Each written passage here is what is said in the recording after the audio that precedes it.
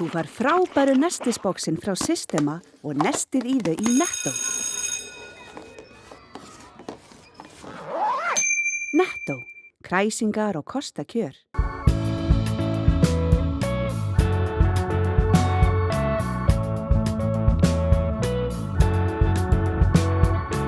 Komið sæl og verið velkomin í sjónvarp Víkurfrétta.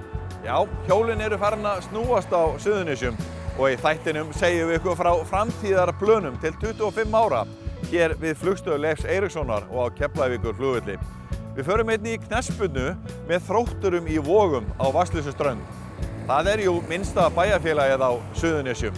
Já, það eru virkilega stór tíðindi hér frá flugstöð Leifs Eiríkssonar og Keflavíkurflugvelli, en í vikunni voru kynntar framtíðar áætlanir á svæðinu til 25 ára. Já, hugsa ykkur það.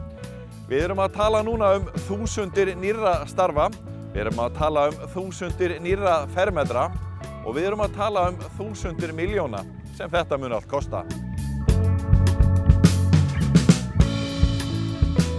Þróunaráætlun Keflavíkurflugvallar til 25 ára, svokallað masterplan, var kynnt í Hljómahöllinni í Reykjanesbæ. Að ræða uppbyggingar og þróunaráætlun í mörgum áföngum, í þeim fyrsta ný stórbygging norðan megin við gömlu flugstöðuna, ný flughlöð til austurs og fleira. Hönnun og undirbúningur vegna fyrsta áfanga verður gerður á næsta ári og framkvæmdir hefjast 2017 og lýkur 3 til 4 árum síðar. Fyrsti áfangi mun kosta 70 til 90 milljarða og mun þurfa 1000 manns í þá vinnu. Á næsta ári þegar gert ráð fyrir að farþegafjöldi nái 6 milljónum, eitthvað sem spár höfðu sagt árið 2018. Árið 2040 mun flugvöllurinn geta tekið á móti 25 milljónum farþega.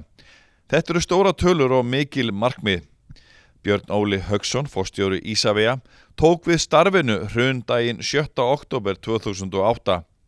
Talið að aukningin í fluginu og ferðaþjónustunni hafi bjargað Suðurnesjamönnum í þrengingunum undanfarin ár, en nú öldin önnur þegar hreinlega vantar fólk í störfin. En hvað segir Björn Óli eftir birtingu þessarar metnaðarfullu áætlunar? Já, mér finnst það sem stendur mest upp úr það að nú loksins komin með línu, nú vitum við hvernig við stækkum. Við höfum undanfarin ár verið alltaf að stækka smávegis hér og þar eins og menn hafa tekið eftir hér á Suðurnesjum, við byggt við litlu mæli, en nú komin með línuna hvernig við ætlum að stækka til framtíðar og þetta eru þetta risaframkvæmdir sem eru framundan. Þetta var sumar 2015 og fleiri farþegar heldur en menn hreinlega þorðu að vona. Eru þið að ná í skottið á okkur, við getum sagt svo, ekki nefnilega með þessu plani, heldur bara á næstunni? Já, þetta plan fer auðvitað kannski fyrst í gang almennilega 2020-2021. Þangað til verðum við að halda áfram að reyna meira með smá lagfæringar. En það verður ekki gerða miklar breytingar held ég á Keflavíkurflugvelli fyrir en þessar stóru framkvæmdir eru búnar. Það sem við erum þá vonast eftir að menn fara að fljúga inn á öðrum tímum líka og við munum þá reyna að all viðbótin næstu 4-5 árin, hún verður að menn koma þá inn utan háannatímans.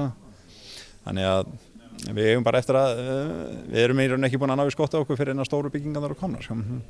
Hvenær gert ráð fyrir þá í raun að framkvæmdir samkvæmt þessu plani hefjast? Ég vonast eftir því að 2017 þá erum við að sjá byggingarnar byrja að rísa. Við næsta ár verður bara 2016 fyrir ég að hanna þessar byggingar. Þetta ekki neina hraðbyggingar sem getur bara soðið saman. Heldur þarf að vinna vel í svona stóru verkefni. Þannig að við sjáum fyrir okkur að hönnun verður búin í ársbyrjun 2017, við munum framhaldið því fara að bjóða þetta út og við vonum þá einhvers staðar árið 2017 að við sjáum fyrstu skóflustunguna að tekna og fyrstu framkvæmdir. Þú hefur talað að flugstöðin kosti þessa framkvæmdir sjálf og þurfi ekki að leita til neins aðala til þess að ná í fjármagn. Ertu bjartsýn á að það gangi áfram eftir? Já, það hverju einustu krónu sem framleidd hér á svæðinu til þess að borga þessa framkvæmd. Þetta rosalega dýr framkvæmd, en ég hef alltaf trú á því að við getum fjármagnað þetta sjálf, og ekki kannski þannig að við þurfum kannski að taka lán, en við getum borgað að þið með því fjármagn sem búið til hér á svæðinu. eða einhverjar aðra leiðir, menn hafa dreift eignar að halda kannski hlutabyggingar og aðra möguleika. Við munum skoða alla þessa möguleika, en fyrst og fremst það alltaf, eins og alls þar, kúnninn sem borgar endanlega fyrir þetta. Það skiptir svo sem ekki máli hver borgar fyrsta fjárfestinguna upphaflega. Þið horfið að sjálfsögðu til þeirra tekna sem að koma af ferðamönnunum á næstu árum og eru þessa framkvæmdir svona, þið horfið á þetta í samspili? Já, við erum með tekjurnar sem ég að tala hérna, þetta fyrsta lagi þær gjöld sem eru sett á farþega sem fara í gegnum Keflavíkurflugvöll og svo þær tekjur sem við höfum af flugstöðinni, þessar verslunartekjur og tekjur á bílastæðum og öllu þessu. Og það skiptir rosalega miklu máli að við stöndum okkur vel í því vegna þess að þá munu gjöldin af farþegana vera lægri. Við stefnum alltaf því að hafa lág gjöld af farþegana. Þú sagði nýlega við okkur að þessar breytingar sem voru gerðar í flugstöðinni núna og voru opnaðar snemmsuma, sem var hægt að segja svo, að þær hafi heppnast mjög vel og þetta hafi gengið mjög vel. Já, við erum auðvitað full að breyta upp í flugstöðu og við vorum reyndar nokkrum mánuðum á seint því miður til þess að ná allir inn fyrir sumarið, en við sjáum bara þegar við göngum í gegnum flugstöðin í dag hvað mikið pláss hefur myndast og við munum auðvitað halda áfram að stækka, það verður stækkað ennþá meira á næsta ári. Þannig ég vona það að þrátt fyrir þessa miklu aukningu sem við erum að horfa á, þá verður rýmur fólk á næsta ári og þeir verður ekki eins fyrir miklum áhrifum af þessum framkvæmdum sem inn í núverandi byggingum. Hönnunarstofan Nordic Office of Architecture í Noregi var hlutskörpust í hönnunarsamkeppni gerð uppbyggingar og þróunaráætlunar, svo kallaðs masterplans, Keflavíkurflugvallar til 25 ára. Hallgrímur Þór Sigurðsson verkefnastjórinn í áætluninni. Hallgrímur, þetta mjög stórt verkefni á íslenska vísu þó að við vitum að þið vinnið í mörgum stórum verkefnum í útlöndum. Hvað fannst þið svona að vera erfiðast í þessu? Það erfiðasta var kannski það að kanna það og finna út af því hvort það væri hægt að nýta núverandi byggingu og núverandi mannvirki á réttan máta. En leið og við sáum að það væri hægt þá var í raun og veru mjög auðvelt að taka það ákvörðun það að halda áfram þróuninni á núverandi svæði. Það var einmitt næsta spurning sem ég ætlaði að beina til þín. Var sá möguleiki skoðaður að byggja hreinlega aðra flugstöð og tengja þeir saman? Það var kannað en eins og segi það kom mjög fljótt upp það að það væri hægt að nýta sér núverandi byggingar og þannig að það var í raun og veru mjög auðvelt að halda þróuninni áfram eftir það. Var eitthvað sérstakt sem að þið gátu gengið út frá? Þið alltaf að pæla í farþegafjöldunum eða ekki gríðarlega margir þættir sem þið þurfið að huga að? Jú, flugstöðar eitt af því flóknasta sem hægt að hanna miðað við allt það flæði og mismunandi flæði sem þarf að fara inn og út úr flugstöðinni á sama tíma og það kannski bara reynsla okkar sem hefur hjálpað okkur þar en aftur á móti flugstöðin hérna í Keflavík mjög sérstök hvað það varðar að það rosalega mikill farþegafjöldi að koma alltaf eina leiðina frá meginlandi Evrópu og fara til Ameríku og þessi tengitími og annað, þetta gefur ákveðið flækjustig sem mjög sjaldgæft bara á alþjóðlegan mælikvarða. Þetta svona flækjustig sem við getum sagt að hafi orðið, Icelandair hefur svolítið byggt upp í áratug. Já, það alveg rétt og í raun og veru það náttúrulega svo sem engin laununga að Icelandair stærsti aðilinn hérna á flugstöðinni og það svo sem engin akkur í því að reyna að breyta því en það þarf samt að kanna það hvort það sé hægt að kannski að teygja á einhverju til þess að bara dæmi gangi upp. Hvað það sem að þið munu leggja mest áherslu á í fyrsta stækkunar áfanganum? Það í raun og bara fjöldi hliða. Það kannski númer 1, 2 og 3 en það má ekki gleyma því að það ekki bara hliðin sem skipta máli, það allir innviðir flugstöðurnar sem þarf að stækka, það farangursflokkunarkerfið, það check-in svæðin, þannig að það í raun og veru eins og fyrsti áfanginn segir til það í raun og veru stækkun til norðurs hérna með nýrri brottfara og komuhöll og síðan það þessi áfangi hérna til austurs sem þá bæði hlið og svona þessi almennu rými í flugstöðinni. Og hvenær gert ráð fyrir að honum ljúki? Já, það góð spurning. Vonandi erum við að horfa á svona einhver 4 til 6 ár ef þetta gengur allt upp. Hefur það áhyggjur af þeim þætti að geta mannað allt sem þarf að manna? Já, ef ég ætti að taka einn þátt sem ég hef mestar áhyggjur af, þá það ekki byggingarhraði eða framkvæmdir, þá það mönnun.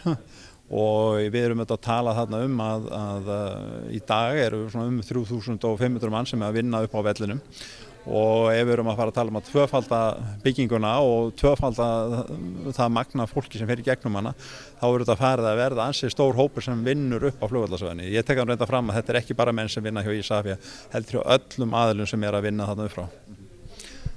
Þannig að þetta gríðar stórt verkefni og hvernig leggst það í þig? Nú ertu búin að vera þarna síðan 2008 og það búið gríðarleg þróun búin að eiga sér stað á þeim tíma og það verið að gera ráð fyrir mjög örri þróun áfram. Þetta masterplan, hvernig leggst það svona í þig sjálfan? Já, ég get bara sagt, ég byrjaði að vinna hérna 7. október 2008 sem var þetta hinn frægi hrundragur og ég held að allt sem hefur gert síðan hefur bara verið jákvætt og skemmtilegt og ég held að þetta verður bara grunnur mikillar uppbyggingar, bæði upp á hluta flugvöllin, ef við horfum sérstaklega hérna á Suðurnesin, þá verður þetta grunnur mikillar þróunar þessa svæðis á allan hátt og ég held að þegar við horfum tilbaka, þá mun þessi dagur hérna geta verið svona einn af þessum dögum þar sem að Suðurnesin geta sagt, heyrðu, já, þarna byrjuðum við virkilega að hugsa stórt á svæðinu. Þannig að það eðlilegt áætlað að svona stórt flugvallarsvæði, það að reyna að nýta sér starfsfólk úr nágreininu og muni verða áfram. Já, ég meina við erum nú þegar að reyna að, ég held að allir sem vilja geta í dag komist í raun og veru í störf upp í flugstöð og ég meina bara á næsta árið þá mun það aukast.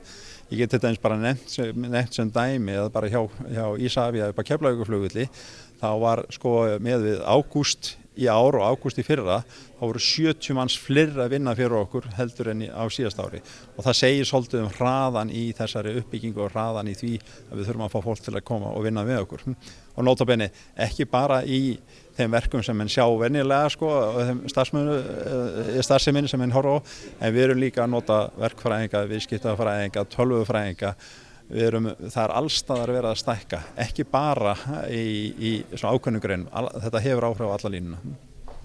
Ertu með þessu, ertu að hvetja Suðurnesjamenn sem að vilja koma heim og vera kannski að vinna annar staðar og jafnvel í hámenntuðum stöðum að horfa til ykkar?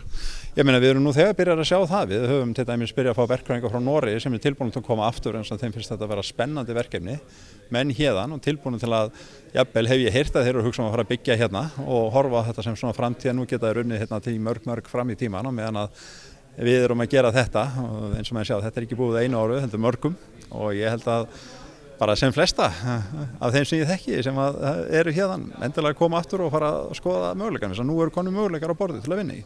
Maður hefur séð gríðarlega mikinn vöxt í annarri þjónustu í tengslum við flugið.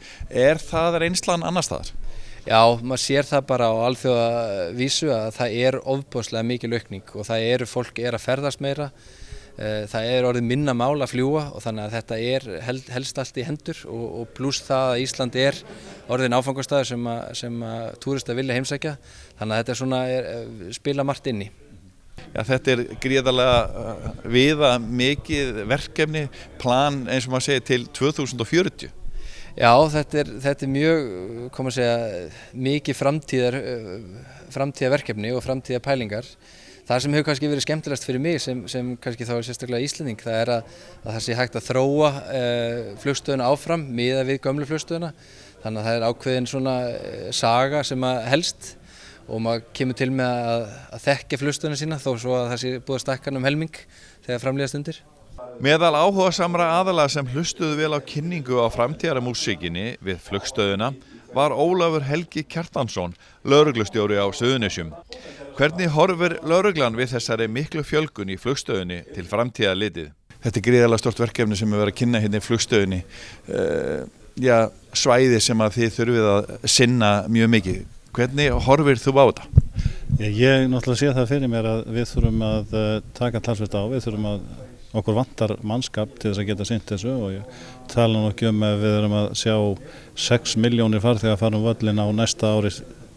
Nú strax á þessu ári eru komin yfir 1 milljón ferðamenn inn í landið og út úr því og enn eru eftir 2,5 mánuður og farþegafjöldin á þessu ári, eins og þú heyrðir áðan, hann gæti farið að nálgast 5 milljónirnar. Þannig að engar spár hafa staðist og Það ljóst að álagið alltaf að aukast á þeim mönnum sem starfa við landamæraeftirlitið en svo mega menn ekki einblína á það eitt og sér vegna þess að löggæslan náttúrulega líka fólkinni því að halda uppi lögum og reglu innan flugstöðarinnar, ekki bara í hliðunum. Hvernig sérðu ykkur bregðast við þessu á næstu árum? Veruleg fjölgun og ertu bjartsýnn á að það gangi allt eftir? Sko, ég bjartsýnn að eðlisfari og ég vænti þess að stjórnmálamenn og þeir sem fara með fjárveitingavaldið átti sig á því að ef eitthvað bregst í því að annast landamæraeftirlit og löggæslu á flugvellinum að þá bregst væntanlega líka leið svo hugmynd og það viðskipta hugsun sem að baki því hvernig flugvellinu notaður í dag sem millilendingastaður meðal annars, milli Bandaríkjanna og Evrópu og við erum líka að gæta okkar á því að ef einhver hlekkur í keðjunni bregst eða stendur sig ekki að þá geti það enda með því að orðspori sem fer á flugvöllunum verði þannig að áhuginn minnki. Hafið þið þurft að bregðast eitthvað sérstaklega við á þessu met ári og met sumri?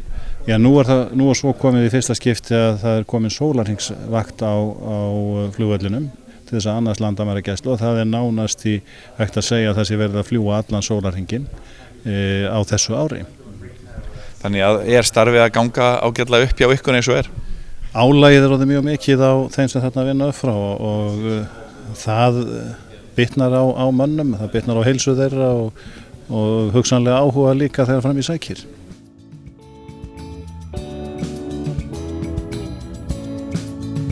Styðjum öflugt atvinnulíf, menningu, mannlíf og íþróttir á Suðurnesjum.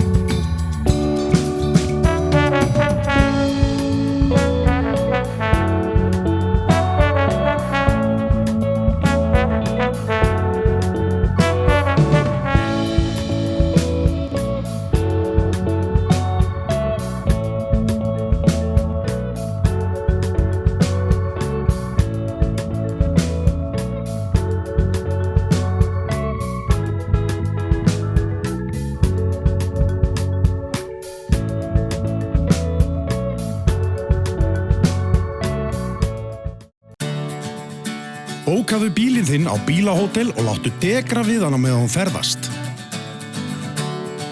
Bílinn bíður þín svo tandurheill við heimkomu, beint fyrir utan. Bílahótel.is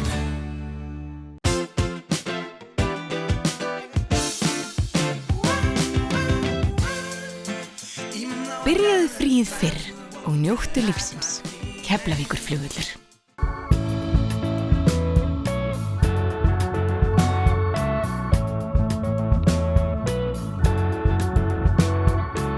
Það er ótt að segja að boltinn hafi rúllað hjá knattspyrnufélaginu Þrótti í Vogum á Vatnsleysuströnd í sumar. Já, þeim gekk vel, köppunum í Vogum og við hittum þá á dögunum. Knattspyrnufélagið Þróttur í Vogum vann sig upp úr 4. deild í Íslandsmótinu í knattspyrnu og leikur í þeirri 3. á næsta sumri. Þróttarar endu í öðru sæti í deildinni eftir jafna keppni. Heimamenn hafa leynt og ljóst, hort upp knattspyrnuveginn og þeir stefna enn lengra. Á dögunum veitti bæjarfélagið þeirra, Vogar á Vatnsleysuströnd, félaginu styrk fyrir góðan árangur í sumar. Það hefur oft verið talað um að þetta sé svefnbær, en þegar kemur á knattspyrnu er ekki hægt að taka undir það. Þetta hlýtur að vera stór stund fyrir ykkur þróttara að ná þessum árangri. Já, þetta er glæsilegt. Við erum búin að stefna þessu lengi og það var frábært að takast loksins. Hvað telur að hafi verið svona, hvað telur að hafi skipt sköpum hjá okkur að þið kláruðu dæmi?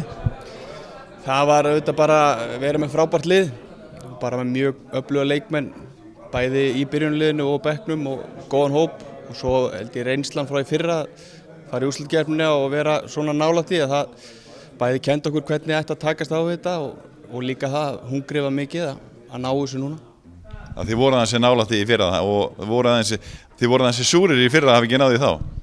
Já, þetta var eiginlega grátlegt sko, við bæði klúðurum hérna úrslitaleiknum þá og spilum svo í 3. sætið sem á að vera bara svona jumbo leikur en töpum honum líka en svo kemur í ljós að það skipti öllum máli líka þannig að þetta var eiginlega alveg ömurlegt sko en það voru allir ákveðin að láta það ekki gerast aftur þannig að þetta var flott núna. Það er ekki leiðilegt að vera formaður knattspyrnudeildar og framkvæmdastjóri félagsins á svona tímamótum? Nei, þetta bara frábært að fá að taka þátt í þessu ævintýri og síðustu árin og sjá vöxtinn í félaginu, hvað félagið hefur stækkað og skemmtilegast að sjá bara hvað þetta hefur gefið bæjarbúum mikið, að sjá félagið sitt blómstra svona á öllum vígstöðum. Hvað þýðingu finnst þér þetta að hafa svona fyrir bæjarbraginn? Það að fólk skuli hittast í nafni félagsins og fjölmenn á leiki til að fá sér kaffisopa í hálfleik og svo framvegis og fylgjast með og hafa eitthvað að tala á kaffistofum og maður finnur það allstaðar þar sem maður kemur, hvort sem það í búðinni eða upp í íþróttamiðstöð og annars staðar þar sem þjónusta, þá finnur maður allstaðar fyrir því að fólk hefur þörf fyrir að tala gengi liðsins og fólk farið að hafa skoðanir á félaginu og maður sér það mest í því ljósi. Þetta nú ekki stórt bæjarfélag að búa hérna 1100 eitthvað manns, þannig að þetta hafið þið fundið fyrir góðan stuðningi, hefur verið góð mæting til dæmis á leikina? Já, við erum að fá í kringum 100 manns á leiki og þegar stóru leikirnir eru þá eru jafnvel talan yfir 200 og til margs það þegar við töpum fyrir Álftanes í fyrra þá var aðsóknarmet á vellinu 500 manns. Þetta hefur verið skemmtilegt í sumar að ná þessum áfanga? Já, það var það. Mjög skemmtilegur áfangi og liðið búið að stefna þessi í smá tíma og búin að vera uppgangur hérna. Þannig að já, það var virkilega sætt að loka þessu. Eitthvað sérstakt sem að þér dettur í hug svona, hvað réði úrslitum að þið náðu að fara alla leið? Nei, ég held ekki þeir eitt frekar eitthvað annað. Ég bara með, náttúrulega mínum mati með besta liðið í fjóruðöldinni í sumar og bara með vel stiltan hóp og góða liðsild. Góðan kjarna, bara allir bærin, stjórnin. Það voru allir saman í þessu og lögðu allir sitt að mörkum og ég held að, já, ég segi það, við erum besta leið þó við höfum ekki klárað titilinn en við erum sáttir. Ásgeir, hvaða þýðingu hefur það fyrir bæjarfélag eins og Voga á Vatnslaugsturlunda að vera með skemmtilegt og fjörugt knattspyrnulið í meistaraflokki? Já, við höfum tekið alveg eftir því hér að bæjarbragurinn nýtur góðs af þessu. Þetta er mjög hvetjandi, ekki síst fyrir yngstu kynslóðina og ekki síst fyrir knattspyrnu iðkendur að fá þarna fyrirmyndir og það er líka bara svo mikil stemming sem myndast til að mynda á heimaleikjunum, vel mætt á heimaleikjuna, allt hjálpar þetta til og þannig að þetta gerir heilmikið og jákvætt fyrir okkar bæ. Páll, þú hefur þá fundið fyrir þessum góða anda í bæjarfélaginu? Já, það hefur alltaf verið mjög gaman að koma hérna og spila í vorum. Þetta er auðvitað fyrir marga að koma hingað að halda að þetta hafi verið bara að spila í fjórðudeild og oftast eru kannski pabbi eða mamma að horfa á en hérna er virkilega mikil stemming og vel haldið utan um allt. Þannig að maður finnur það að þeir sem eru að koma hérna og margir vanir að spila kannski í efri deildum að þeir eru virkilega ánægðir að koma hérna og finna bara stuðninginn í kringum liðið og það eru allir mjög ánægðir með og skiptir sköpum fyrir okkur sem eru inn á Við erum að veita talsverðum fjármunum í þessa starfsemi, enda náttúrulega fyrst og fremst undir formerkjum forvarnastarfsemi, unglingastarfs og æskulýsstarfs og allir vita að það hefur forvarnagildi. Þannig að við gerum samstarfssamninga við mörg félög sem að stunda hér starfsemi, bæði íþróttafélög og önnur og veitum við síðan styrkja á grundvelli þeirra og það er alveg sannarlega vel varið þeim peningum öllum. Það er Magnús, út aldursforsetinn í liðinu, 43 ára gamall. Hvernig er að vera með þessum pjökkum? Þetta er bara flottur hópur og maður er búinn að vera hérna í 3 ár og maður gefur ekki þessi strákum eftir þó að maður sé orðinn 43 eins og segir. Og þú er búinn að spila með nokkur liðum á Suðurnesjum og þú varst einhvern tímann með KR á sínu tíma og náðir að vera þar til að KR hampaði nokkur titlum og þar á meðal Íslandsmeistaratitli. Það er svolítið löng leið frá KR í Þrótt á Vatnslaugsströndinni. Já, maður náttúrulega býr hérna í Keflavíkinni en KR er náttúrulega bara stór klúbbur og frábær tími þess að ég var þar og maður sá bara stemminguna í vonum hérna þegar ég sá að spila hérna Víðir hérna í frægum eða góðum leik hérna í deildabikar og sá bara hvað metnaður var mikill og áhuginn þannig að maður ákveði að skella sig bara og þetta tók 3 ára að fara með liðið upp en það tókst. En hvernig gengur að manna svona gott lið í ekki stærra bæjarfélagi? Þið hljótið að vera að fá einhverja góða knattspyrnumenn hérna á nágrannasveitarfélögunum eða hvað? Já, við erum nokkri hérna ættaðir úr Grindavík og erum kannski með góðan kjarna í liðinu af mönnum sem koma hérna svona úr nágrannasveitarfélögum og það auðvitað bara gaman að menn geti fundið sér hérna stað í Vogunum og spila fyrir Þrótt og það bara virkilega gott. Marteinn, hvernig gengur að reka svona félag? Það gengur bara mjög vel. Við hefum góða við erum búin að vera í góðu samstarfi við sveitafélagið. Einnig búið á nokkrum góðum fyrirtækjum sem hafa verið mjög dugleg við að stiga í baki á okkur og við værum ekki á þeim stað í dag ef við værum ekki með þessa góðu bakhjarla.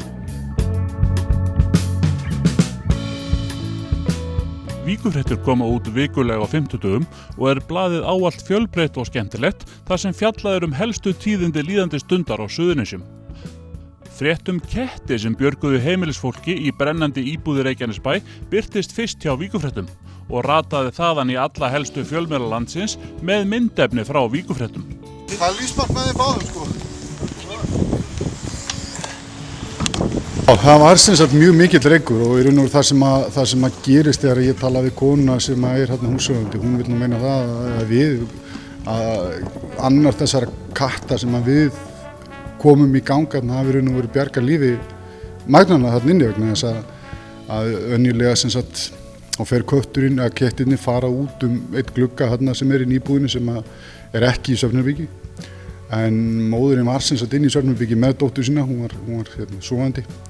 Þegar hún heyrir svona eitthvað klafs og krafs á hurðinni og við það stendur hún bara upp úr rúminu til þess að athuga hvað er í gangi og þá er þar bara komin kötturinn og hann var ekki að gera neitt annað en bara að láta vita að það var eitthvað óeðlilegt í gangi hérna frammi og þegar hún sem sagt opnar þá bara taka mótin eldtungur. Bónus hefur opnað nýja verslun í Keflavík og 300 víðiskonur skemmtu sér vel á konukvöldi í Garði. Þá njóta hjólreiðar mikilla vinsælda í Grindavík og Keflvíkingar hafa ráðið sér knattspyrnuþjálfara. Þetta og fjölmargt annað í Víkurfréttum sem meðal annars má nálgast á vefnum vaff.is.